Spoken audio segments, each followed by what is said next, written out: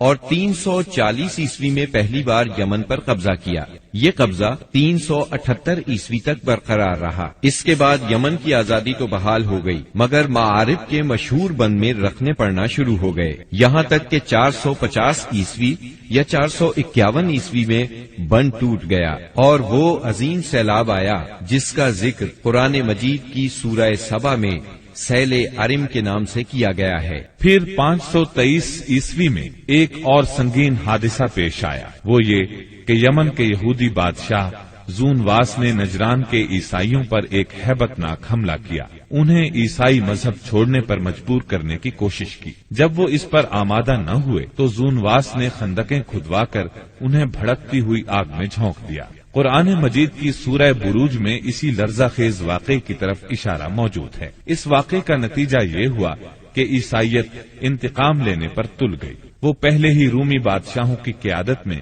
بلا وجہ عرب کی فتوحات کے لیے تیاری کر چکے تھے، اپنے علاقوں کو وسیع کرنا چاہتے تھے۔ انہوں نے حبشیوں کو یمن پر حملے کی ترغیب دی، انہیں باہری بیڑا مہیا کیا۔ حبشیوں نے رومیوں کی شہ پا کر 525 عیسوی میں اریاق کی قیادت میں 70,000 فوج سے یمن پر دوبارہ قبضہ کر لیا۔ قبضے کے بعد اریاق نے شاہ حبش کے گورنر کی حیثیت سے یمن پر حکمرانی کی، لیکن پھر اس کی فوج کے ایک ماتحت کمانڈر ابرہا نے اسے قتل کر کے خود اقتدار پر قبضہ جما لیا اور شاہ حبش کو بھی راضی کر لیا کہ وہ اس کے قبضے کو تسلیم کر لے۔ یہ وہی ابرہا ہے جس نے بعد میں خانہ کعبہ کو ڈھانے کی کوشش کی اور ایک لشکر جرار کے علاوہ چند ہاتھیوں کو بھی فوج کشی کے لیے ساتھ لایا، جس کی وجہ سے یہ لشکر اصحاب الفیل کے نام سے مشہور ہوا۔ عراق اور اس کے نواحی علاقوں پر سائرس اعظم کے زمانے ہی سے اہل فارس کی حکمرانی چلی آ رہی تھی۔ اسے کوروش کبیر،